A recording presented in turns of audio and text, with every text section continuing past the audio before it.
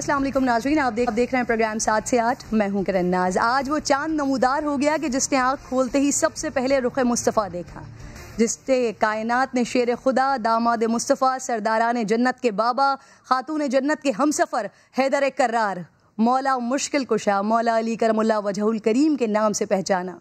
اولیاء اللہ کے سرتاج، شہنشاہ روحانیت، علم کا روشن دروازہ، ہدایت کا منبع، عدل کو جس سے پہچان ملی، انصاف نے جس سے پنپنا سیکھا، جس نے قیامت تک کے لیے اس ایک فرمان کے ذریعے دریائے عدل کو کوزے میں سمو دیا کہ کفر کا نظام چل سکتا ہے، ظلم کا نہیں.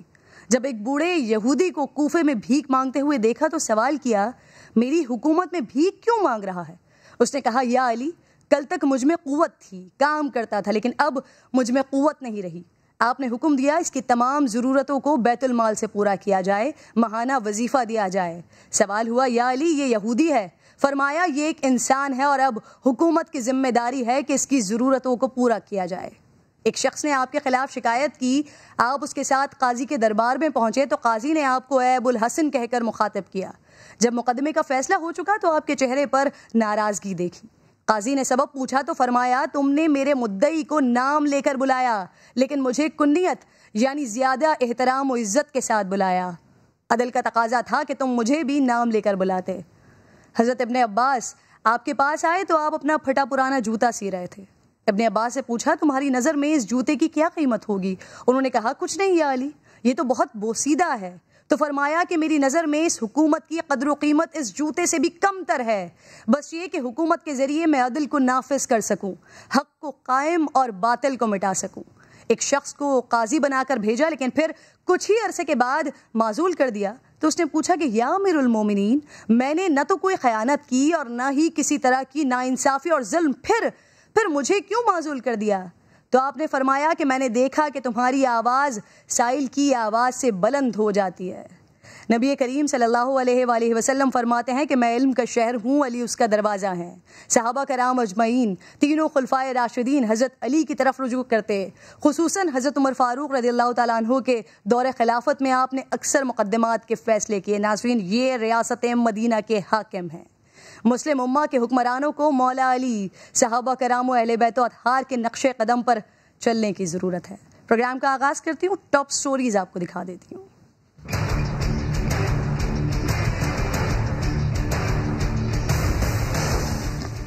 الیکشن کمیشن نے ڈسکا کا ضمنی الیکشن کالعدم قرار دے دیا. 18 مارچ کو دوبارہ پولنگ کا حکم دے دیا. نون لیگ میں شادیانے تحریک انصاف نے فیصلے کے خلاف سپریم کورٹ جانے کا اعلان کر دیا.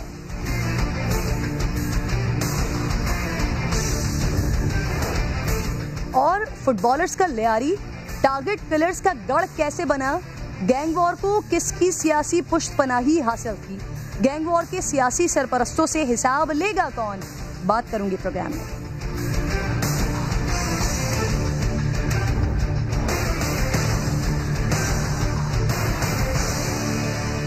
پروگرام میں آپ کو خوش آمدید کہتی ہوں ناظرین. ڈسکا الیکشن، پھر آگے سینٹ الیکشن، حکومتی معاملات، پی ڈی ایم کے معاملات، معیشت، یہ تمام وہ پوائنٹس ہیں جس پر آج موسٹ سینئر حسن نثار صاحب میرے ساتھ موجود ہیں پروگرام میں.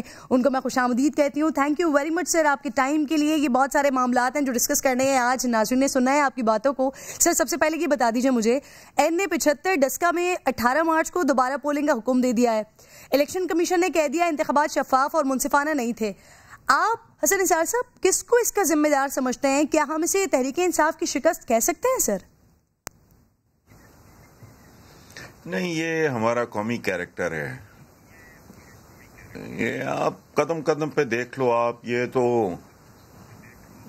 پرائم منسٹر کہتا ہے کہ جی فلاں مافیا فلاں، آپ کا تو ریڈی والا بھی مافیا ہے بھائی. ہم نیگیٹو لوگ ہیں، ڈس آنیسٹ لوگ ہیں، ہر جگہ ڈنڈی مارتے ہیں. آپ کو بھی پتا ہے، مجھے بھی پتا ہے. خام خواہی گلیمرائز کرنا ہے، قومی ملی نغمے ترانے سنانے، ایک دوسرے کو تو سناتے رہو. ریالٹی تو یہی ہے. یہ خود کون ہے؟ اگر پی ٹی آئی نے یہ کیا ہے اور کیا ہوگا، کیونکہ وہ کوئی امپورٹنٹ مٹیریل تو نہیں ہے، تو اگر انہوں نے کیا ہے تو یہ تو خود چھانگا مانگا کی پیداوار ہیں.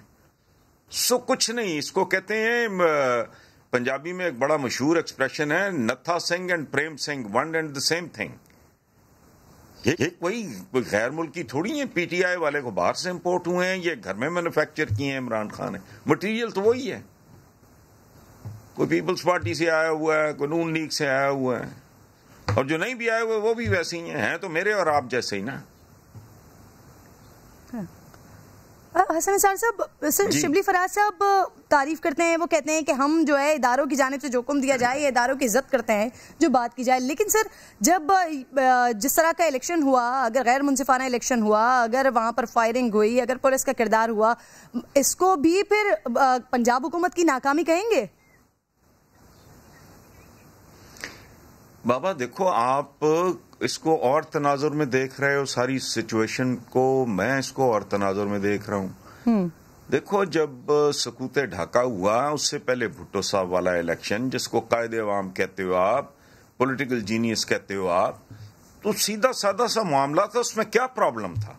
الیکشن سے پہلے شیخ مجیب الرحمان نے 6 پوائنٹس کا اپنا وہ جو ایجنڈا پیش کیا تھا, everybody knew it, majority اس کو ملی تھی. اب آپ مجھے بتاؤ بعد میں کیا ہوا؟ کون سا الیکشن ہے؟ مجھے یاد کرائیں نا, مجھے کوئی ایک الیکشن آپ یاد کراؤ. وہ بھٹو صاحب کا بعد جس کے بعد ان کا تختہ ہوا اور پھر انہیں پھانسی تک جانا پڑا, اس میں بھی کیا ہوا تھا؟ وہ چیما شیما کو اس طرح کے کیریکٹر سے انہوں نے بدماشی کی, غنڈہ گردی کی, دھاندلی کی. تو آپ کی ڈیموکریسی ہے کیا؟ یہ شیم ڈیموکریسی ہے, یہ جعلی ہے, یہ 2 نمبر ہے, یہ مصنوعی ہے. آپ کے low middle class upper middle class کے بچے, میں 20 بار کہہ چکا ہوں, وہ جج بن جائیں, جرنیل بن جائیں, سول بیوروکریسی میں چلے جائیں, انجینئرز بن جائیں, ڈاکٹرز بن جائیں, آئی ٹی اسپیشلسٹ بن جائیں, ٹاپ کے رائٹرز بن جائیں, ٹاپ کے سنگرز پلیئرز بن جائیں, وہ اسمبلیوں میں نہیں جاتے عوام آپ کے. وجہ کیا ہے؟ What kind of a democracy is this? جمہوریت ہے جمہور سے, تو جمہور تو آپ اسمبلی میں گھسنے نہیں دیتے. اسپیشل سیٹوں کے نام پہ جو آپ نے خواتین کا کوٹا رکھا ہوا ہے, اس میں ساری بیگمات ہوتی ہیں. سو یہ آل دس از فیک, یہ فراڈ ہے بہت بڑا. لیکن یہاں کوئی وہ دیسی میمے اور کالے صاحب ہیں جن کو ڈیموکریسی بھائی ہو تو میں کہوں نا, ہے ہی نہیں. گندے غلیظ پانی کی بوٹل پہ آپ نے لیبل لگایا ہوا ہے آب حیات کا, تو مجھے تو پتا ہے بھائی, میں تو نہیں پرواہ کرتا کہ فیشن کیا کہتا ہے. حسن نثار صاحب, کل کا جو اسٹیٹمنٹ تھا مریم بی بی کا, وہ جو بھی کچھ الیکشن کے دن ہوا ڈسکا میں, اس سب کے الزامات وہ ڈال رہی تھی ایجنسی کے اوپر. اب آج جو الیکشن کمیشن کا فیصلہ آیا ہے, مریم بی بی کے اسٹیٹمنٹ کو تقویت نہیں ملے گی اس فیصلے سے؟ کسی کو کوئی تقویت اور کسی کو کوئی کمزوری نہیں ملے گی. یہ سارا گندگی کا, یہ گند کا کھیل ہے, یہ بزکشی کا میدان ہے, یہ اسی طرح چلتا رہے گا. اچھا ملتی ہے تو پھر جس نے پی ٹی آئی کے خلاف فیصلہ دیا وہ ادارہ نہیں ہے؟ یہ کیا بات ہوئی؟ یعنی وہ کہتے ہیں نا میٹھا میٹھا ہپ ہپ کڑوا کڑوا تھو, تو وہ مریم نواز نے کہہ دیا تو ہوز شی. اس کا اپنا تو بیچاری کا کوئی کنٹریبیوشن نہیں ہے نا زندگی میں, سوائے اس کے کہ شی لینڈڈ ان میاں نواز شریف ہاؤس, جو نواز اپنا جنرل ضیاء الحق کے پاس لینڈ کر گئے تھے کامیابی سے. ختم ہوئی بات. یہ ڈیموکریسی آپ کی, آپ جس طرف سے بھی آؤ. میں بنیادی طور پہ دیکھو بیٹا, آپ سے یہ عرض کرنا چاہ رہا ہوں کہ یہ سارا کچھ ہے, یہ بہت بڑا ایک پلے ہے, یہ بہت بڑا ڈرامہ ہے, یہ ارطغرل غازی ہے اپنی قسم کا, جو اس عوام کو دکھایا جا رہا ہے for the last I don't know how many decades. میں تو اتنے دل سے یہی سارے تماشے دیکھ رہا ہوں. ان کا جیتنا, ان کا ہارنا, ان کے الیکشن, ان کی ہارس ٹریڈنگ, ان کے منصب بانٹنا, سب کچھ فراڈ اور فیک ہے. اس کی قطعاً کوئی حیثیت نہیں ہے. یہ ساری کی ساری ڈرل, یہ ساری کی ساری ایکسرسائز, یہ بالکل بے معنی ہے. ورنہ ملک آج یہاں نہ کھڑا ہوتا کہ جو بچہ ابھی اپنی ماں کے پیٹ میں ہے اس کا بھی بیانہ پکڑا جا چکا ہے, اس کو بھی بیچا جا چکا ہے. ہر وہ بچہ جو بھی پیدا نہیں ہوا وہ بھی 2 لاکھ پلس کا کوئی لگ بھگ اتنا وہ مقروض ہے. تو آپ مجھے بتائیں اس کا ڈسکا یہ کیا ڈسکا, کیا سینٹ؟ یہ پہلے جب ڈسکا نہیں تھا تو پھر کوئی اور ڈسکا تھا. بھائی سینٹ آ جائے گا. سینٹ نے پہلے کون سی کوئی ماؤنٹ ایوریسٹ اکھاڑ لیا ہے؟ جی اب حسن صاحب سینٹ کی آپ نے بات کرے گا سینٹ. سینٹ کی آپ نے بات کی نا حسن صاحب, میں اسی پر ہی آپ سے بات کرنا چاہ رہی تھی سر. سینٹ الیکشن سے متعلق صدارتی ریفرنس پر سپریم کورٹ نے رائے محفوظ کر لی ہے. عدالتی رائے سامنے آنے کے آ گئی, لیکن آئے گی سر. لیکن مریم بی بی جس پر عدالت کے لیے الفاظ استعمال کر رہی ہیں, اور اپوزیشن ایک طرف اوپن بیلٹ کی مخالفت کر رہی ہے اور دوسری طرف خرید و فروخت کے خلاف ہونے کا دعویٰ بھی کر رہی ہے, چاہتے کیا ہیں یہ میریٹ لوگوں کو بھول گیا ہے. ایک ہے یادداشتوں کو زنگ لگا ہوا ہے, بھوک کا, ننگ کا, غربت کا, جہالت کا زنگ لگا ہوا ہے ہماری یادداشتوں کو. وہ بھی کل کے چھنگے منگے اور یہ جو کچھ ہوا, میریٹ میں کیا ہوا اور ہارس ریڈنگ کیسے ہوئی, ان چیزوں کے موجد کون ہے, جرنلزم تک کو, میڈیا تک کو باقاعدہ اس میں کرپشن کو انسٹیٹیوشنلائز کرنے والے کون لوگ ہیں, اور جاگ پنجابی جاگ کا نعرہ لگانے والے کون لوگ ہیں. یہ اور کل تک کہہ رہے تھے انتڑیاں نکال لیں گے, سڑکوں پہ گھسیٹیں گے, آج جفیاں بھی ڈال رہے ہیں, پپیاں بھی لے رہے ہیں. یہ کیا لوگ ہیں پتہ نہیں. لوگ ان کو کیوں سیریسلی, ہمارا میڈیا بھی ان کے گرد گھومے جا رہا, طواف کیا جا رہا ہے ان کے گرد. میری سمجھ سے باہر ہے. ان کا تو بائیکاٹ کرنا چاہیے, ان کے ذکر جو ہیں ان کو حرام قرار دینا چاہیے. زبان گندی ہوتی ہے, وضو ٹوٹتا ہے. حسن صاحب ایک اعتراض ہے سر جو اپوزیشن کرتی ہے, وہ صادق سنجرانی کے معاملے پر ہے کہ اس وقت اوپن بیلٹنگ پر حکومت نے بات نہیں کی. حکومت کو تقریباً 2.25 سال بعد, یہ الیکشن سے محض 1.5 ماہ پہلے ہی اوپن بیلٹنگ کا خیال کیوں آیا, یہ اعتراض ہے. نہیں دیکھیں, میری گزارش ہے کہ یہ سارے ایک ہی تھیلی کے کچھے چٹے بٹے ہیں. میں نے کب کہا کہ یہ کوئی ناپاک ہیں اور وہ کوئی پاکیزہ ہیں؟ میں نے کہا یہ وہ بھی ٹوٹل مایوسی ہے. میں نے چند دن پہلے کہ اب تو مجھے یوں لگتا ہے جیسے پیپلز پارٹی اور نون لیگ کا بلینڈ ہے. یہ جو تیسری قوت تھی جس کے لیے ہم نے زندگی کے 26-27 سال برباد کر دیے, اتنی نفرتیں کمائیں, اتنی دشمنیاں کمائیں, نتیجہ یہی نکلا کہ یار یہ تو بلینڈ آ گیا دونوں کا. ہم ایک برانڈ کی مخالفت کرتے رہے, دوسرے برانڈ کی مخالفت, پتہ لگا کہ جی انہوں نے تو جوائنٹ وینچر کر لیا ہے. میں بات کر رہا ہوں رویوں کی, طبع کی, جی اسلوب کی, طریقہ کار کی. تو وہ بالکل میں تو یہی تو کہہ رہا ہوں جو آپ کہہ رہے ہو. جو آپ نے کہا میں وہی تو کہنے کی کوشش کر رہا ہوں کہ Natha Singh and Prem Singh one and the same thing, they are the same material. Nisar صاحب مجھے بتائیے گا سر, حمزہ شہباز کی رہائی سر پنجاب کی سیاست میں تبدیلی آئے گی؟ کیونکہ کہا جاتا ہے کہ ان کی سیاست مریم سے مختلف ہے اور پنجاب کے ارکان اسمبلی حمزہ کی زیادہ سنتے بھی ہیں, تو کیا مریم بھی بیک فٹ پر آئیں گی سر؟ دیکھو اس پہ بابا ڈپینڈ کرتا ہے کہ حمزہ کی اسٹریٹجی کیا ہوتی ہے. بنیادی طور پہ ان کا جو وہ ہے نیریٹو کہہ لو, جو بھی کہہ لو, جی وہ عوام میں بکنے والا نہیں ہے. چونکہ وہ میچور ہے, وہ تھوڑا متوازن ہے, وہ تھوڑا بیلنسڈ ہے کہ مل کے چلو, انڈرسٹینڈنگ ہو, یہ ہو وہ ہو وغیرہ. وہ ان کا یہ ہے مار دھاڑ ہنٹر والی پروگرام, ٹھیک ہے, مولا جٹ, گنڈاسا, یہ ہمارا مزاج ہے. ہمارے ملک میں کبھی اتنی حسین موویز بنتی تھیں, پتن, مکھڑا, ناجی, کبھی اٹھا کے دیکھو, اتنی خوابناک, اتنی خوبصورت. ان میں ایک میسج بھی ہوتا تھا, ان میں کہانی ہوتی تھی. اس کے بعد گنڈاسا آیا, چونکہ اور گنڈاسا کلک کر گیا, چونکہ ہمارا بنیادی مزاج جو ہے وہ اس سے مطابقت رکھتا ہے. سو مریم کا جو ہے نیریٹو کہہ لیں یا وٹ ایور, وہ بکنے والا ہے, وہ سامنے آ گیا ہے. تو یا دیکھو میرے نزدیک اگر حمزہ نے پالیٹکس میں سروائیو کرنا ہے تو وہ اسی طرح کہ اس طرح تھوڑا الٹا ہو گیا. وہ 2 سگے بھائیوں کا معاملہ تھا. شہباز شریف صاحب نے اپنے بھائی کے سائے تلے پالیٹکس کی ہے, ان کے نمبر 2 کے طور پہ. اسی طرح اگر حمزہ نے بھی سروائیو کرنا ہے, یا تو وہ بہت کو بریلینٹ قسم کا پلان ہو, ادروائز اس کو بھی اسی طرح کرنا پڑے گا کہ بڑی بہن ہے اور وہ چھوٹا بھائی ہے. جس طرح چھوٹے بھائی نے, جو ان کا ٹرینڈ ہے ان کا فیملی کا, جس طرح یہ مریم کے شہباز شریف بن کے اگر حمزہ سروائیو کرنا چاہیں تو کر سکتے ہیں. शील बी काइंड इनफ, जाहिर है फर्स्ट कजन है, सही। वो फैमिली का आदमी है, और ये तो फैमिली के बाहर सोचते नहीं है। हसन साहब, वैसे धमकियों का भी ट्रेंड शुरू हो चुका है ना मरियम बीबी की तरफ से। खैर सर, ये सेनेट वीडियो स्कैंडल पर वुज़रा की कमेटी जिस अंदाज में तहकीकात कर रही है, उसे आप कैसे देखते हैं? एक तरफ वीडियो को पहले ही दुरुस्त करार दे दिया, अब अपोजिशन के चारों सेनेटर्स का मामला FIA को भेज रहे हैं सर।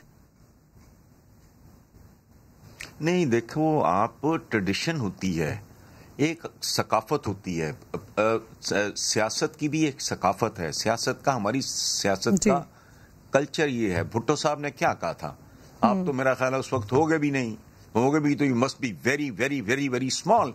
तो ये जुमला जबान ज़द-ए-आम है, बच्चा बच्चा जो मेरा एज ग्रुप है उन सबको जबानी याद है कि उन्होंने कहा था जो उधर असेंबली के सेशन पे गया उसकी टांगें तोड़ देंगे। ये धमकी नहीं है? तो अगर मरियम धमकियां दे रही है तो ठीक है, जो कल्चर है इस मुल्क का, जो मिजाज है, जो हमारा उसलूब है, जो हमारा तर्ज हयात है, उसके मुताबिक शी इज बिहेविंग, तो उसमें कौन सी हैरत है? और इनके बारे में तो वैसे मशहूर है, ये ताकत में आ जाएं तो गिरेबान पकड़ते हैं। ये मैं नहीं कह रहा, पीर पगाड़ा ने कहा था, पहले वाले, ये जो मौजूदा पीर पगाड़ा हैं, इनसे पहले जो थे, ये उनका जुमला है कि ताकत में हों तो गिरेबान पकड़ते हैं और कमजोर हों तो पांव पकड़ते हैं। तो ये कल्चर है। अगेन, वुज़रा की कमेटी पर भी कमेंट कर दीजिएगा सर, इनकी जो तहकीकात हो रही हैं उस वीडियो के हवाले से, उसको कैसा देख रहे हैं? सही दुरुस्त अंदाज में हो रही हैं सर? देखो, आपको एक बात बताऊं, अगर दुरुस्त अंदाज में इस मुल्क में कुछ भी हुआ होता तो यकीन करो ये मुल्क किस बुरी तरह यरगमाल ना पड़ा होता गैरों के पास। पाकिस्तान जब बना तो लुटा पुटा बदहाल तरीन, लेकिन पाकिस्तान ने किसी का एक टका नहीं देना था, हिंदुस्तान से पैसे लेने थे। उन्होंने एक आध किस्त दे के पैसे रोक लिए, तो गांधी जी ने भूख हड़ताल की थी कि पाकिस्तान को उसका हक दो। यानी जब आप उजड़े पुजड़े थे, पैदा हुए ही आप बदतरीन हालात में, आप गिरवी नहीं थे। अब तो मतलब आपकी जो बुनियादी तौर पे देखो, ये जो हफीज शेख, ये वो इस तरह के जो लतीफे आते हैं इस मुल्क में, जिनका आगा पीछा कोई नहीं होता बेचारों का, ये जमहूरियत है। पहले मुझे आप ये बताओ, वो काउंसलर नहीं इलेक्ट हो सकता, उसे जानता कोई नहीं, कैसे आते हैं? क्योंकि आपकी सॉवरेंटी, जिसको आपका एक साबिक एक दो प्राइम मिनिस्टर सॉवरेनिटी कहते हैं, आपकी सॉवरेंटी जो है वो कॉम्प्रोमाइज हुई है। आपने लंबे चौड़े रोकड़े देने हैं लोगों के, उनकी डिक्टेशंस हैं। अगर आप नहीं मानोगे तो आपको इबरत की मिसाल बना दिया जाएगा। ये दुनिया का मालियाती निजाम है जिसका आप मामूली सा हिस्सा हो।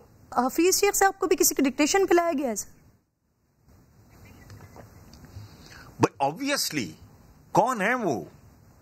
अच्छे आदमी होंगे, काबिल एहतराम आदमी होंगे, शरीफ आदमी होंगे, वो तो एक प्रोफेशनल है। देखो ना, मैं होटल खोल के बैठा हूं, मेरे पास हिंदू आ जाए, सिख आ जाए, ईसाई आ जाए, काफिर आ जाए, मोमिन आ जाए, प्रोफेशनल इसी को कहते हैं ना, दयानतदाराना। मैं देखो, आप अगर डॉक्टर हो तो आपके पास कोई पेशेंट आएगा इमरजेंसी में, आप उसका मजहब पूछोगे? वो आप वो एक प्रोफेशनल आदमी है, वो उनको जिधर रख देते हैं वो रखे जाते हैं, जो उनको बता दिया जाता है वो उनका टास्क होता है, वो पूरा करते हैं। इसीलिए वो आपकी पिछली हुकूमत और पिछली पीपल्स पार्टी और ये वो दोनों के साथ उनकी क्या रिश्तेदारी भाई? वो ना नून लीग हैं, ना वो पीपल्स पार्टी के हैं, ना वो PTI के हैं, कुछ नहीं है। एक प्रोफेशनल है, वो अब उसको असाइनमेंट मिली है, अपना काम कर रहा है, तो इसमें क्या है? और ये कोई बुरी बात नहीं है। अब वो किसी के नहीं है, लेकिन एक और भी बड़ी कंफ्यूजन है हसन निसार साहब, वो जरा ये सुनिएगा, इस पे कमेंट लूंगी आपका इस कंफ्यूजन पर। बेहतर खेल रही है, खेलती रहे, टुक टुक ढील दी गई है पीपल्स पार्टी को। आसफ सरदारी कितना बड़ा गुरु निकला है, जमानत कन्फर्म। ऐसा केस भी कराची में भेज दो, कोई इसके खिलाफ शहादत ही नहीं देगा। तो मुझे बज़ाहिर नजर आ रहा है कि जो एस्टेब्लिशमेंट है वो टोटली न्यूट्रल है। یہ حسن نثار صاحب سنا آپ نے، یہ کر کیا رہے ہیں؟ عوام کو کنفیوز کر رہے ہیں، سمجھ نہیں آتا. مریم صاحبہ مسلسل اسٹیبلشمنٹ پر تنقید کرتی ہیں. یوسف رضا گیلانی صاحب کو وہ نیوٹرل دکھائی دے رہے ہیں. شیخ رشید صاحب کئی بار کہہ چکے ہیں کہ Peoples Party P D M کے ساتھ نہیں جائے گی. اس وقت اپوزیشن اتحاد میں پاکستان پیپلز پارٹی کی پوزیشن کیا ہے؟ دیکھو ان لوگوں کو آپ سمجھنے کی میں نے ابھی آپ کو مثالیں دی ہیں. جی یہ پچھلے الیکشن میں پچھلے سے پچھلے الیکشن میں شہباز شریف صاحب کیا کہتے تھے؟ انتڑیاں نکالوں گا، سڑکوں پر چیٹوں گا. اب کیا ہو رہا ہے؟ دیکھو ایک بڑا خوبصورت شعر میں آپ کو سناتا ہوں. اپنے اپنے بے وفاؤں نے ہمیں یکجا کیا، ورنہ میں تیرا نہ تھا اور تو کبھی میرا نہ تھا. یہ اب اچھا باقی رہ گیا اسٹیبلشمنٹ کا رول. تو خدا کی قسم بھی پاکستان کے پلاٹ بنا کے بیچ چکے ہوتے. اسٹیبلشمنٹ کیا ہے؟ فوج کہتے ہیں. منافق ہیں، ڈرتے ہیں، بہادر بھی بنتے ہیں، بزدل بھی بہت ہیں. فوج ہے پاکستان میں. دیکھیں اپنے اپنے حالات ہوتے ہیں. مجھے نہ کوئی بتائے، میرے جو کام کرتے ہیں گھر میں ملازم، ان کو بھی پتا ہے جمہوریت کیا ہے اور اچھی ہوتی ہے کہ بری ہوتی ہے. Please don't try to educate me on something which is so simple and so basic. لیکن یہ جمہوریت یہ وہ لوگ ہیں، دیکھو بات سنو، جن کا کوئی دین ایمان نہیں ہے. میں کہتا تھا یہ پاکستان ہاؤسنگ سوسائٹی بنا کے اس ملک کو بیچ دیتے. میں آج آپ کے سوال کے جواب میں نہیں کہہ رہا، یہ میں 10 بار لکھ چکا ہوں پچھلے الیکشن کے ارد گرد کی. یہ پاکستان کو پاکستان ہاؤسنگ سوسائٹی بنا کے بیچ دیتے اگر وہ نہ ہوتے جانے دینے والی. میں یہ نہیں کہہ رہا کہ وہ فرشتے ہیں، پرکٹ ہیں فرشتے ہیں، لیکن پاکستان میں صرف ایک ادارہ ہے آبرومند. دنیا کی ٹاپ پتہ نہیں 7 آ گئے ریسنٹلی ڈکلیئر ہوا ہے. پاکستان کا کوئی اور ادارہ ہے وہ 1000ویں نمبر پہ بھی نہ آئے. کوئی آپ کی کوئی یونیورسٹی ہے ٹاپ 10 یا ٹاپ 7 یونیورسٹیز میں؟ اور ایک بات سنیں، اتفاق سے میں نے آج ہی لکھا ہے، سن لو آپ. یہ کراچی میں ایک معمولی سپرنٹینڈنٹ پہ کو سزا ملی ہے، اور سزا کیا ملی ہے اس کو؟ 5 سال قید، 4 کروڑ جرمانہ. اور اب سنو، یہ ہے تمہارا ملک. یہ اس کے اثاثوں میں کیا شامل ہے؟ یہ کورٹ نے کہا ہے ڈیفنس لاہور کے 2 بنگلے، 2 فلیٹ، 4 پلاٹس، بیریا ٹاؤن پنڈی میں 1 کوٹھی، کوئٹہ میں 2 بنگلے، 2 پلاٹ، بینک میں 2 کروڑ، 1.5 کروڑ کے سیونگ سرٹیفکیٹس، 290 تولہ سونا، 264 ملین روپے کی فارن کرنسی، 14 ملین کی جیولری، مرسیڈیز سمیت 4 قیمتی گاڑیاں. او خدا کا خوف کرو. اور میرے پہ کوئی الہام نہیں اترا، اخباروں میں چھپا ہوا ہے.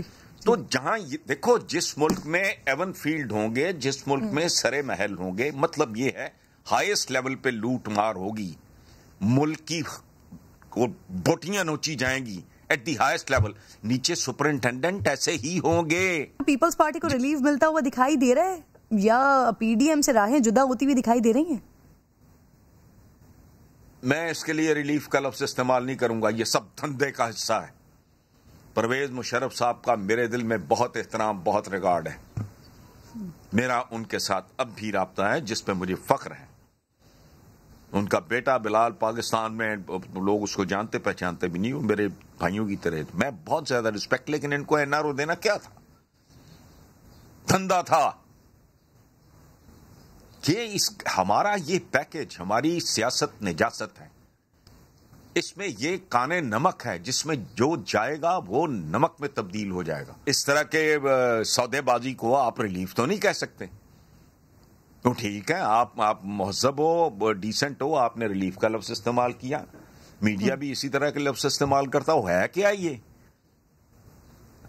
قیامت آ جائے گی. میرا پروگرام نہیں چلے گا اگر اس کے لیے میں صحیح لفظ استعمال کروں. کس بات کا ریلیف ہوئے؟ کل اگر یہ سارے چھوٹ چھٹا کے آ جاتے ہیں تو مجھے خودکشی کر لینی چاہیے اصولاً. سر ایک اور بھی بڑا ایشو بن رہا ہے یہ پارٹی کے اندر، پیپلز پارٹی پاکستان تحریک انصاف کے اندر یہ جو اختلافات ہیں اس حوالے سے یہ میں لیاقت جتوئی کی ذرا گفتگو اور سیف اللہ ابڑو کی گفتگو کا حصہ آپ کو سنوانا چاہ رہی ہوں، پھر اس پر آپ کا کمنٹ لوں گی. ابڑو جو ہے اس کے لیے میں بات نہیں کرنا چاہتا ہوں، لیکن آپ نے سوال کیا ہے تو میں جواب دینا چاہتا ہوں. 35 کروڑ میں یہ ٹکٹ بکا ہے. میں قومی اسمبلی کا ممبر ہوں، سیدھی سی بات ہے، میں حفیظ شیخ کو ووٹ دے دوں گا، ایبسٹین کروں گا. ایک آدمی پارٹی میں ہے ہی نہیں آئے ہی نہیں ہیں. پہلے وہ آئیں, حلف اٹھائیں, 4-5 مہینے گزاریں, پھر ان کو لے آئیں گے سینٹ میں.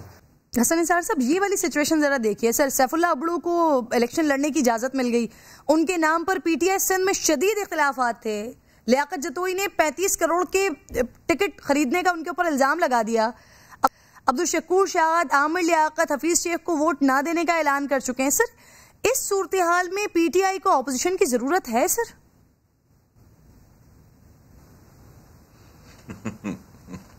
میں آپ کو کیا بتاؤں کہ پی ٹی آئی کو کس چیز کی ضرورت ہے, کس چیز کی ضرورت. بڑے سیانے ہیں, بہت سیانے لوگ ہیں. اس کی وجہ ہے اقتدار ہمیشہ بہت سیانا ہوتا ہے, بہت سمجھدار ہوتا ہے.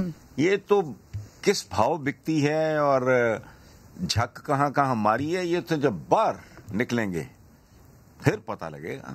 تو اس لیے میں نے بات سنے, ایک بات آپ کو یاد دلاؤں, اگر تھوڑا سا آپ محنت کر لو تو مل بھی جائے گا.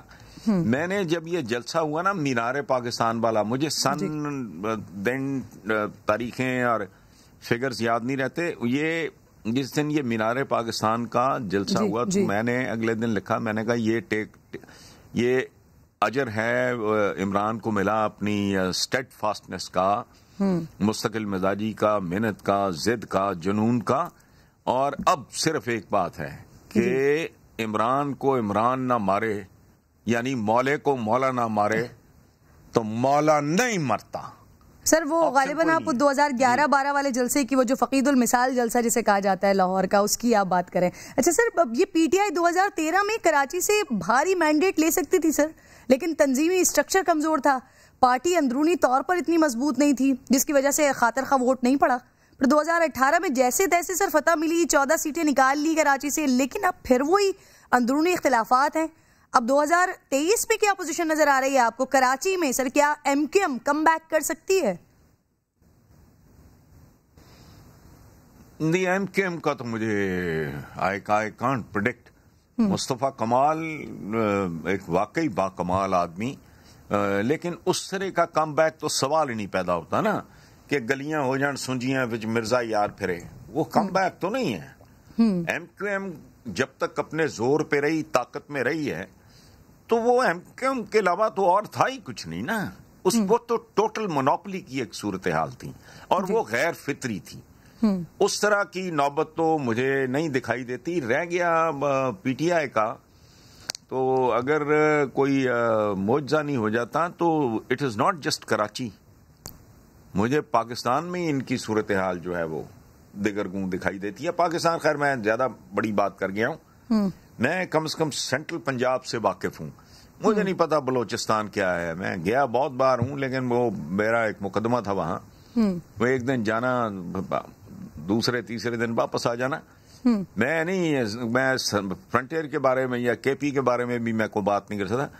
یہاں تو خدا کی پناہ میں نے کبھی کسی حکومت کو کوستے نہیں سنا, لوگوں کو اس طرح بددعائیں دیتے میں نے نہیں دیکھا.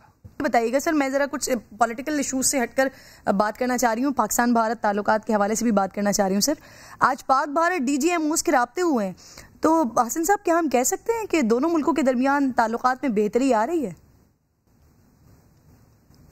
آپ یقین رکھو اس کے علاوہ چارہ کوئی نہیں ہے. یہ قدرت کا فیصلہ ہے, یہ حالات کا فیصلہ ہے, یہ اس گلوبل ولیج کا فیصلہ ہے. مذاق ہے کوئی؟ یہ مودی صاحب اپنا جو ابھی میں نے دیکھا ہے کہ وہ ان کے بہت سینئر پولیٹیشین تھے, ڈیپٹی پرائم منسٹر ٹائپ تھے نہرو کے زمانے میں, ان کے نام پہ کوئی اسٹیڈیم تھا, بدل کے اپنے نام پہ کر لیا. وہ تو اپنے گاندھی صاحب جو تھے ان کو, مطلب ہم جن لوگوں کی عزت کرتے ہیں وہ ان لوگوں کو بھی روند کے گزر جانا چاہ رہا ہے. ایسے ہوتا نہیں. اور پھر یہ پورے خطے کا نہیں, پوری دنیا کا. دنیا کی بات نہ کرو تو پورے دیکھو, یہ بہت بھیانک صورتحال ہے. And to tell you honestly, we have nothing much to lose. India has a lot to lose. اللہ معاف کرے, خدا کی پناہ, میں بات سمجھانے کے لیے ایک بات کر رہا ہوں. ہم 22 کروڑ ہیں, سارے ختم ہو جائیں, ٹھیک ہے, تو ان کا تو پھر 50 کروڑ 60 کروڑ گیا نا. تو مسلمان ممالک کی تو تعداد جو ہے وہ ماشاءاللہ گنی نہیں جاتی.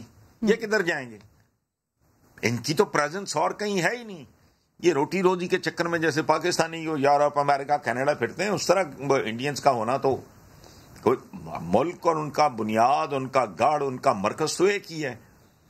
اور یہ انسانوں والا کام ہے یار. 2020-21 میں پہنچ گئے ہو آپ, کیا کر رہے ہو؟ صدیاں اکٹھے رہے ہیں, نفرتیں بھی رہی ہیں, محبتیں بھی رہی ہیں, دوستیاں بھی رہی ہیں. الٹیمیٹلی تو آنا پڑے گا. ہاں سیکنڈ ورلڈ وار کے بعد بھی آنا پڑا نا. جی جی. فرسٹ ورلڈ وار کے بعد بھی ایگزیکٹلی پر وہی والی بات جو مذاکرات ہی. ہاں جی جی بالکل, مذاکرات کی ٹیبل پر ہی آنے پڑیں گے. اور یہ وہ بات ہے کہ جو پاکستان کی جانب سے بار بار کہی جا رہی تھی کہ پاکستان چاہتا ہے آگے, بٹ شاید اب سچویشن اس حد تک چلی گئی ہے کہ بھارت کو سمجھ آنے لگا ہے. بہت بہت شکریہ, بہت شکریہ حسن نثار صاحب, پروگرام میں آپ ساتھ موجود تھے. بڑی تفصیلی گفتگو آپ سے ہوئی. ایک چھوٹا سا بریک لے رہی ہوں ناظرین, بریک کے بعد واپس آتی ہوں.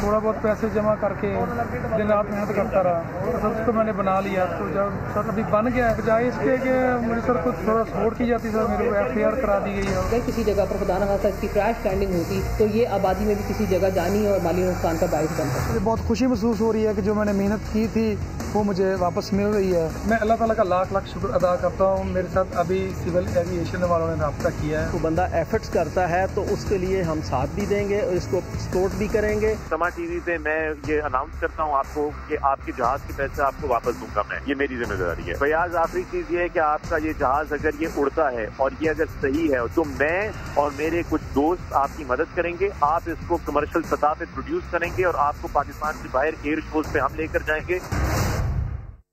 ایک بار پھر خوش آمدید کہتی ہوں ناظرین. آپ کو پاک پتن کے فیاض آپ کو بہت اچھے طریقے سے یاد ہوں گے. یقیناً انہوں نے ایک تہلکہ ہی مچا دیا تھا کہ نہ یہ انجینئر ہیں, نہ یہ ایروناٹیکل سائنس کے ماہر ہیں, ایک انٹر پاس ہیں, میکینک ہیں, لیکن اپنے شوق سے, اپنی لگن سے, اپنی ذہانت سے انہوں نے ایک جہاز بنایا. اور جب اسے اڑایا تو پھر آبویسلی پاک پتن میں پولیس آ گئی تھی, ان کو اٹھا کر لے گئی تھی. اس کے بعد MNAs, MPAs, مشہور شخصیات, فخر عالم جو خود بڑا اچھا تجربہ رکھتے ہیں, فضائی سفر کا شوق رکھتے ہیں, انہوں نے بھی وعدے وعید کیے. بٹ پھر آج سے کچھ دن پہلے ایک ماڈیفائڈ ورژن بنایا فیاض نے, اور اس کے بعد پھر وہی دوبارہ 2019 والی ایپیسوڈ ریپیٹ ہوئی ہے. ان کو پھر پولیس نے اٹھانے کی کوشش کی, پھر ان کو دھمکیاں دی گئیں, پھر انہوں نے رابطہ کیا ہے ہم سے ایک بار, پھر ان کو لگا کہ شاید اس بار پھر ان کی مشکل حل ہو سکتی ہے. فیاض میرے ساتھ پروگرام میں موجود ہیں. امجد بھی ہمارے نمائندے ہیں, وہ بھی ان کے پاس گئے تھے, بڑی محنت کی انہوں نے ہمارے لیے. ان کے یہ شوٹ ووٹ سارا جو آپ لوگ دیکھ رہے ہیں اس وقت, یہ سب کچھ کیا انہوں نے. فیاض خوش آمدید کہوں گی آپ کو ایک بار پھر. ماڈیفائڈ ورژن آپ نے بنا دیا ہے. اب یہ بتائیے 2019 پہ کام کیا تھا, پھر دوبارہ کیا, جہاز اڑانے کا پرمٹ وغیرہ ہے آپ کے پاس, کیوں ٹیسٹنگ سے روک رہی ہے پولیس آپ کو؟ جی, سب سے پہلے تو میں سما نیوز کا اور ان کی پوری ٹیم کا بہت شکر گزار ہوں کہ جنہوں نے میری آواز کو پھر دوبارہ اٹھایا. اور میرے پاس پاکستان ایئر فورس کا جو فلائنگ ایکسپیرینس سرٹیفکیٹ ہے وہ میرے پاس موجود ہے. جی, تو میں نے یہ جو مجھے سرٹیفکیٹ ہے وہ پاکستان ایئر فورس نے دیا تھا. میں نے وہاں پہ ٹیسٹ پاس کیا تھا. میں نے 45 منٹ تک پاکستان ایئر فورس کا جو مشاق ایئر کرافٹ ہے وہ میں نے فلائنگ کیا تھا. تو اس کے بعد مجھے انہوں نے ٹیسٹ کرنے کے بعد پھر مجھے انہوں نے یہ فلائنگ سرٹیفکیٹ دیا. تو میں نے اس کو جب یہ وہاں پہ میں نے ٹیسٹ پاس کیا تو مجھے بیس کمانڈر صاحب نے کہا کہ فیاض ہمیں آپ پہ بہت زیادہ فخر ہے, ہمیں آپ پہ ناز ہے, آپ اپنے کام کو جاری رکھیں. تو ہم آپ سے جو ہے نا وہ اچھے کی امید کرتے ہیں, آپ اس سے بہتر اور بیسٹ بنائیں گے. تو پولیس آپ کو کیوں روک رہی ہے فیاض؟ میں اس کو جب وہاں پہ لے کے گیا تو جب اس کو وہاں پہ میں نے رکھا تو SHO صاحب آ گئے. تو انہوں نے کیا ہے, ہاں جی آپ نے یہ کس کی اجازت سے؟ تو میں نے ان کو وہ جو پاکستان ایئر فورس کے جو سرٹیفکیٹ ہیں میں نے جب وہ دکھانا چاہے تو اس نے کہا اس کو پیچھے کرو, میں ان کو نہیں مانتا. میں نے کہا سر میں آپ کی بات کروا دیتا ہوں. انہوں نے کہا جی میں کسی افسر کو بھی نہیں مانتا. تو آیا بڑا پائلٹ, تو جو اس کے پاس بندے کھڑے تھے جو اس کے تھے اہلکار تھے وہ ہنسنے لگ پڑے. تو اس نے کہا اس کو اٹھا کے گھر لے جا ورنہ میں تیرے اوپر FIR دوں گا تو پوری زندگی جیل سے باہر نہیں آ سکتا. صحیح. تو مجھے تو میم یہ پتہ چل گیا کہ ابھی یہ جو کہہ رہا ہے ٹھیک ہے, غریب بندہ کیا کرتا. میں نے اس کو اٹھایا اور گھر لے کے خاموشی سے, اور یقین مانے میم کہ میں اس دن گھر جا کے رو پڑا. اور میرے گھر کے حالات یہ ہیں, آپ اس کو ویریفائی کر سکتے ہیں, اب جا کے جانچ پڑتال کر سکتے ہیں. میرا بچہ ایفا اسکول میں پڑھتا تھا, میرے پاس جتنی کمائی تھی وہ سب میں نے اس کے اوپر لگا دی, اور میرا بچہ اسکول میں فیس نہ ادا کرنے کی وجہ سے ابھی گھر بیٹھا ہوا ہے. ایک باپ کے لیے اس سے زیادہ شرم کی بات اور کیا ہوگی. پچھلی دفعہ بھی آپ نے بینک سے لون وون لیا تھا, بالکل مجھے یاد ہے فیاض, لیکن مجھے یہ بتائیے کہ یہ ٹیسٹنگ کے لیے, ٹیسٹ رن کے لیے آپ نے کوئی پرمٹ وغیرہ لیا ہے, اس کے لیے تگودو کی ہے, کوشش کی ہے؟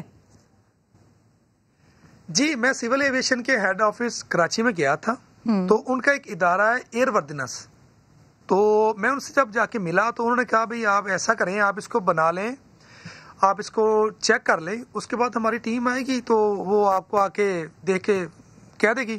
میں نے کہا ٹھیک ہو گیا. پھر انہوں نے مجھ سے پوچھا آپ اس کو کمرشلائز کرنا چاہتے ہیں یا آپ اس کو پرائیویٹ استعمال کرنا چاہتے ہیں. میں نے کہا سر میں اس کو پرائیویٹ استعمال کرنا چاہتا ہوں, کمرشل میں اس کو نہیں استعمال کر سکتا کیونکہ میرے پاس اتنے ریسورس نہیں ہے, میں تو ایک غریب سا بندہ ہوں. انہوں نے کہا جی پھر تو آپ کو اتنا مشکل نہیں ہونی چاہیے کیونکہ آپ پرائیویٹ استعمال کر رہے ہیں, ہمارے بہت سارے لوگ ہیں جن کے پاس پرائیویٹ پلین ہے. میں نے کہا ٹھیک ہو گیا. جب میں نے ان سے رابطہ کیا تو انہوں نے کہا جی کہ ہمارے پاس ابھی تو ٹائم نہیں ہے, جب ٹائم ہوگا تو پھر ہم آ جائیں گے. میں جی خاموش ہو گیا. تو میں نے جب اس کو موڈیفائی کیا ہے, یہ جگہ ہموار ہونی چاہیے, چاہے وہ ایک پکی زمین ہو, پکی سڑک ہو, کارپیٹ ہو, چاہے وہ کچی زمین ہو. الحمدللہ یہ وہاں پہ سموتھ ٹیک آف لینڈنگ کر سکتا ہے.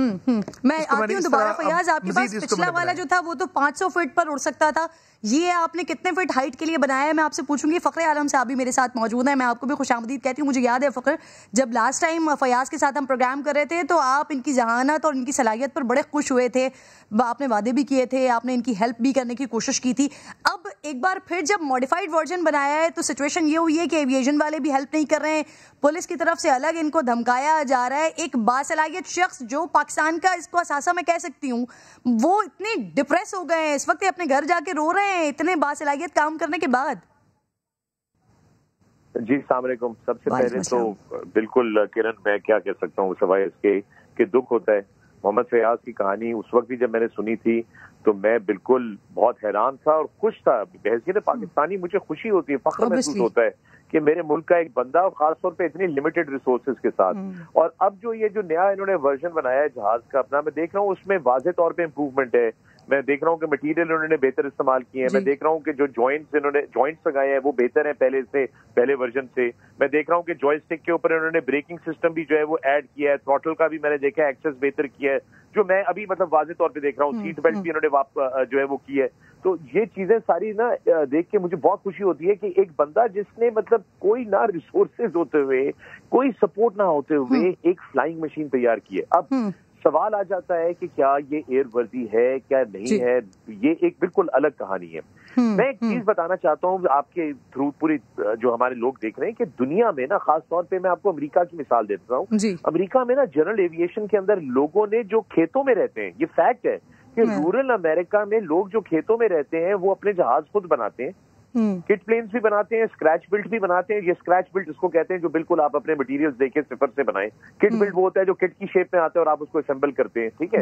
وہ لوگ بناتے ہیں اور استعمال کرتے ہیں اور ان کو تنگ نہیں کیا جاتا, ان کو سپورٹ کیا جاتا ہے ان کی سیفٹی کے لیے. ناؤ اس جہاز میں میں ابھی واضح طور پہ ایک چیز کر کے کہنا چاہتا ہوں کرن کہ اس جہاز کو جب تک کہ صحیح طریقے سے اس کو ایک دفعہ اینالائز کرنا پڑے گا, اور میں گزارش کروں گا ایئر چیف سے بھی, بلکہ میں دوبارہ جو ہوں وہ پاکستان ایروناٹیکل کمپلیکس کامرا میں لوگوں سے کہوں گا کہ اس کو ایک دفعہ صحیح طریقے سے اسیس کریں, کیونکہ دیکھیں میں نہیں چاہتا کہ فیاض یہ جہاز اڑائیں اور خدا نہ خواستہ کوئی حادثہ پیش آئے. دیر از آلویز اے چانس. اچھے سے اچھا بنا ہوا جہاز بھی جو ہے نا اس میں پرابلم ہو سکتی ہے. جو خوبیاں تھیں وہ بتائی تھی, اب ماڈیفائڈ ورژن میں جتنی خوبیاں ہیں وہ بھی آپ خود دیکھ رہے ہیں, بتا رہے ہیں. لیکن یہ بتائیں کہ فیاض جہاز پہ جہاز بنائے جا رہے ہیں لیکن ان کی قسمت کا جہاز وہ ٹیک آف کیوں نہیں کر پا رہا؟ مسائل آ کہاں پر رہے ہیں آخر؟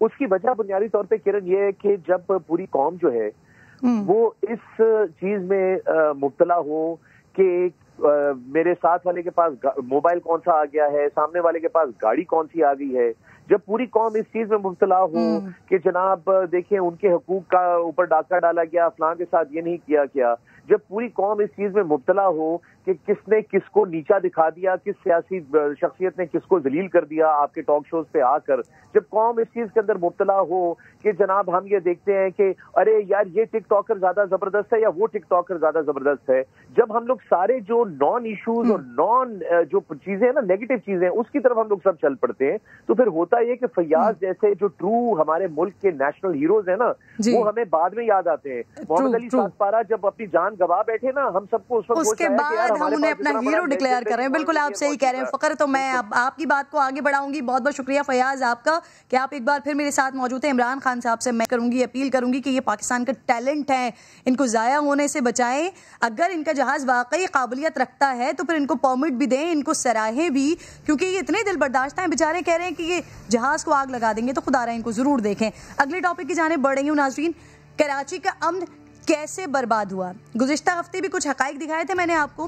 آج دکھا رہی ہوں میں کہ لیاری کے فٹ بالرز کو ٹارگٹ کلر بنایا کس نے, لیاری گینگ وار بنا کیسے ہے, کس کی سیاسی پشت پناہی حاصل تھی, اور اس کے کارندے اب کس کے اعلی کار بنے ہوئے ہیں. احمد رحمان خان نے ایک بار پھر یہ خصوصی رپورٹ تیار کی ہے ہمارے لیے, غور سے دیکھیے اسے. کراچی کی بدامنی میں اہم کردار لیاری گینگ وار کا بھی ہے. ایک وقت تھا جب لیاری کی پہچان یہاں کے فٹ بالرز اور باکسرز ہوا کرتے تھے, لیکن پھر وقت بدلا اور پورے شہر کو بھتے کی پرچی سے لے کر منشیات کی سپلائی بھی اسی لیاری سے کی جانے لگی. یہاں مخالفین کو قتل کرنا تو چھوڑیں, ان کے سروں سے فٹ بال تک کھیلی گئی. تو آئیے آپ کو بتاتے ہیں کہ لیاری گینگ وار کیسے بنی اور اس نے کیسے شہر کے امن کو خراب کیا. کراچی کا قدیم علاقہ لیاری, جس نے امن سے بدامنی اور پھر بدامنی سے امن سب دیکھا. صحافت میں طویل عرصے سے وابستہ اختر بلوچ صاحب آج بھی پرانے لیاری کو یاد کرتے ہیں. بڑا خوبصورت ماحول ہوتا تھا, میوزک کے پروگرام ہوتے تھے, بلوچی میوزک کے پروگرام ہوتے تھے, اور رقص کی محفلیں ہوتی تھیں. شاعر بڑے اچھے گزرے, راتیں جاگتی تھی لیاری کی, اور لوگ گھروں پہ کم اور نیچے زیادہ بیٹھتے تھے, اور جی گپ شپ بھی چل رہی ہے, اور چائے بھی چل رہی ہے, اور پتے بھی کھیل رہے ہیں. 1960 کی دہائی میں امن پسند علاقے لیاری میں جرائم پیشہ عناصر کے دو گروہ بنے. ایک گروہ اللہ بخش عرف کالا ناگ اور دوسرا اقبال عرف بابو ڈکیت کا تھا. منشیات, جوئے اور سٹے کی رقم, دکانوں اور بس اڈوں سے بھتے, پیسے اور طاقت کا یہ جھگڑا شروع ہوا. سینئر صحافی اے ایچ خانزادہ گزشتہ 35 برسوں سے ان واقعات کو رپورٹ کرتے آ رہے ہیں.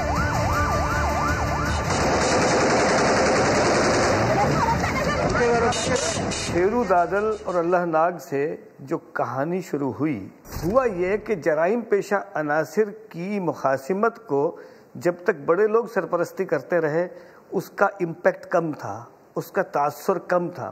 لیکن جب سیاسی جماعتوں نے, ایک سیاسی جماعت نے ایک جرائم پیشہ کی سرپرستی اور دوسری سیاسی جماعت نے دوسرے جرائم پیشہ کی سرپرستی شروع کر دی, تو اس کے تاثرات بھی, اس کا تاثر بھی بڑھ گیا, اس کے اثرات بھی بڑھ گئے. پھر ارشد پپو کے باپ حاجی لالو نے لیاری کی کرسی اپنے نام کی. عبد الرحمان عرف ڈکیت عرف خان بھائی نے حاجی لالو کا گینگ جوائن کیا. پھر اس شہر نے گینگ وار کا خوفناک چہرہ دیکھا. دکانوں پر بھتہ نہ دینے پر دستی بم سے حملے, قتل عام بات ہو گئی تھی.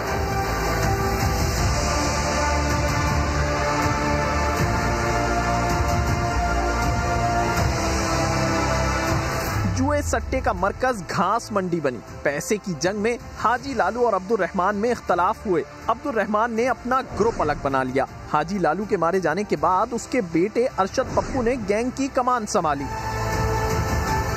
اس وقت کے ٹی پی او لیاری راجا عمر خطاب کہتے ہیں لیاری میں کوئی جرم نہیں تھا کیونکہ لیاری جرائم پیشہ عناصر کا گڑھ بن گیا تھا.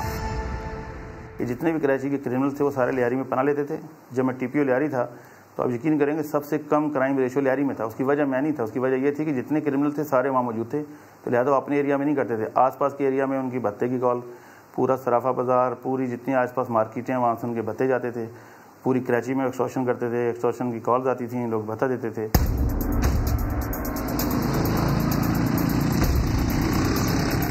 یہ وہ وقت تھا جب لیاری گینگ وار میں ایک نئے کردار کی آمد ہوئی۔ ٹرانسپورٹ کے کاروبار سے وابستہ عزیر بلوچ کے والد کو ارشد پپو نے بھتہ نہ دینے پر قتل کیا، اور اس کے بعد عزیر بلوچ نے عبد الرحمان عرف ڈکیت کا گروپ جوائن کیا۔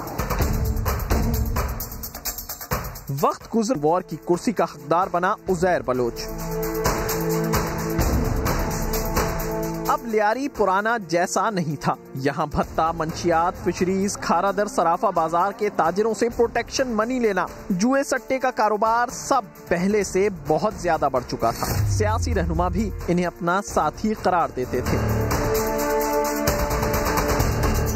ذوالفقار مرزا کا بیان بھی امن کمیٹی یا لیاری گینگ وار کے حق میں موجود ہے۔ پھر لیاری میں صرف ایک ہی نام چلتا تھا، وہ تھا عزیر بلوچ کا۔ گینگ وار نے پورے شہر میں خوف پھیلانے کے لیے بہت خون بہایا۔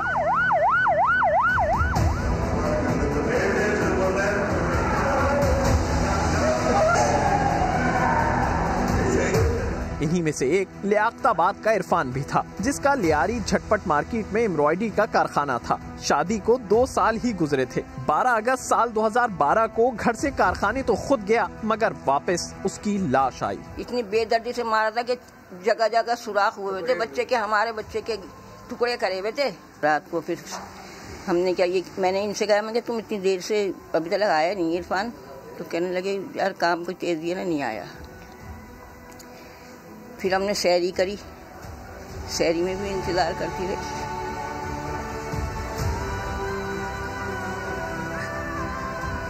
سحری ہو گئی، جا کے صبح نیچے لیٹ گئے، جا کے میں نے کہا آئے گا وہ، مطلب سحری میں تو ہم سو جائیں گے۔ شہر میں شروع ہوئی قتل و غارت گری کو روکنے میں سیاسی جماعتوں کا کردار بھی اطمینان بخش نہیں رہا۔ لیاری گینگ وار جو ہے، اس میں ہر دور کے حکمرانوں کا، ہر دور کے صاحبان علم اور صاحبان اختیارات کا بڑا دخل ہے۔ پیپلز پارٹی اور متحدہ قومی موومنٹ اسمبلی میں تو ایک ساتھ بیٹھتے تھے، حکومت ایک ساتھ کرتے تھے اور ایک دوسرے پر الزام لگاتے تھے۔ آج بھی یہی صورتحال ہے۔ یہ بات کراچی کے شہریوں کو، کراچی کے لوگوں کو سمجھنے ہوگی کہ جب یہ اگر میرے حقوق کی بات کر رہے ہیں تو یہ اسمبلی میں میرے حقوق کی بات کیوں نہیں کرتے؟ پیپلز پارٹی کے بھی کئی سینئر رہنما کی تصاویر آج بھی عزیر بلوچ کے ساتھ سوشل میڈیا پر موجود ہیں، لیکن پیپلز پارٹی کے رہنما اس کو جھوٹ قرار دیتے ہیں۔ الزام عائد کیا جاتا ہے کہ لیاری گینگ وار ہے، یہ پیپلز پارٹی کا عسکری ونگ ہے، اس الزام پر یہ بیسیکلی یہ کریکٹر اسیسینیشن تھی ہماری لیڈرشپ کی، جس میں آپ نے دیکھا ہوگا آصف علی زرداری صاحب کے خلاف کیا کیا الزام نہیں لگے۔ یہ بات بھی کہی جاتی ہے کہ جب لیاری گینگ وار کے کارندوں کو سیاست میں آنے کا شوق ہوا تو ان کی سرپرستی کرنے والوں کو یہ بات پسند نہیں آئی اور انہوں نے سندھ پولیس کے ذریعے لیاری آپریشن لانچ کیا۔ یہ لیاری آپریشن سندھ پولیس کے S S P Chaudhry Aslam نے کیا، جو کئی روز تک جاری رہا اور پھر بے نتیجہ ختم ہو گیا۔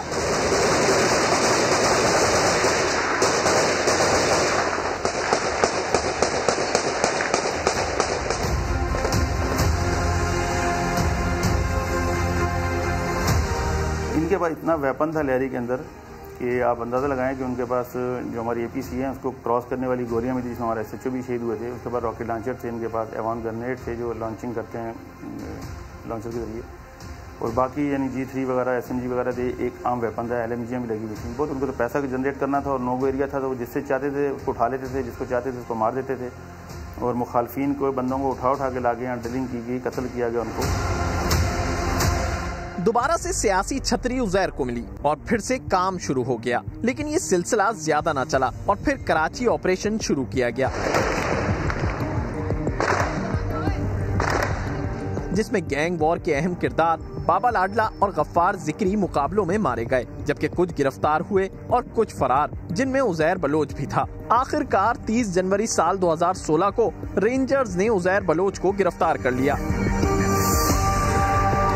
لیاری میں دوبارہ امن ہوا۔ لیاری کے مکین بھی اس سے بہت خوش ہیں۔ اللہ کی مہربانی سے امن و امان بہت اچھا ہے۔ پہلے کے بنسبت پہلے خراب تھا بالکل، جو دنیا دیکھ رہی تھی، آپ میڈیا بھی دکھا رہے تھے، لیکن اب اللہ کی مہربانی سے تو لیاری کا حالت ایسا ہے کہ آپ رات کو کسی بھی ٹائم پہ آ جائیں، لیاری کے کسی بھی کونے پہ کہیں ہم آپ کو گھما سکتے ہیں۔ ابھی جو ہے نا ہر جگہ میں جو ہے نا ایریا میں چوکی لگا ہوا ہے رینجز کی، صحیح ہے، تو کسی بات کی ڈر نہیں ہے۔ جو پہلے تھا، پہلے جو ہے نا انسان جو ہے نا صبح کام کے لیے نکلتا تھا تو واپسی میں ڈر کے حساب سے وہ گھر پہنچا تھا۔ لیکن کہانی یہاں ختم نہیں ہوتی۔ سی ٹی ڈی کے سیل انچارج راجہ عمر خطاب کہتے ہیں اب لیاری گینگ وار کے مفرور ملزمان بھارتی خفیہ ایجنسی را کے لیے کام کر رہے ہیں۔ جو ان کی ایک کلاس کے ٹیئر کے لوگ تھے، اس میں کچھ لوگ ہیں وہ باہر کے ملکوں میں، اور وہاں ان کے وہ را کے ساتھ بھی کام کر رہے ہیں کہ ان کو را جو ہے انوالو کرتی ہے کیسز میں، ٹارگٹ کلنگ وغیرہ یہاں کراتی ہے، پھر وہ بھتے ہی کال کرتے ہیں۔ جمشید روڈ پر مفتی عبداللہ پر حملہ ہو یا پھر بہادر آباد میں بلڈر کے دفتر میں گھس کر بھتہ مانگنا، ان تمام چیزوں میں بھی لیاری گینگ وار کے کارندے ہی ملوث تھے۔ لیاری گینگ وار کے ملزمان اب بھی شہر میں دہشت پھیلانے کی کوشش کر رہے ہیں۔ کیمرہ مین امتیاز علی کے ساتھ احمد رحمان خان، سما، کراچی۔ شہر سے کالے بادل چھٹ گئے ہیں، لیکن امید کرتی ہوں کہ دوبارہ یہ وقت نہیں آئے گا، لیکن ہر اس شخص سے سوال ضرور ہونا چاہیے جس نے اس شہر کو یہ دہشت گردوں کا شہر بنا دیا تھا۔ ملاقات ہوگی آپ سے، پیر کو اپنا خیال رکھیے، اللہ نگہبان۔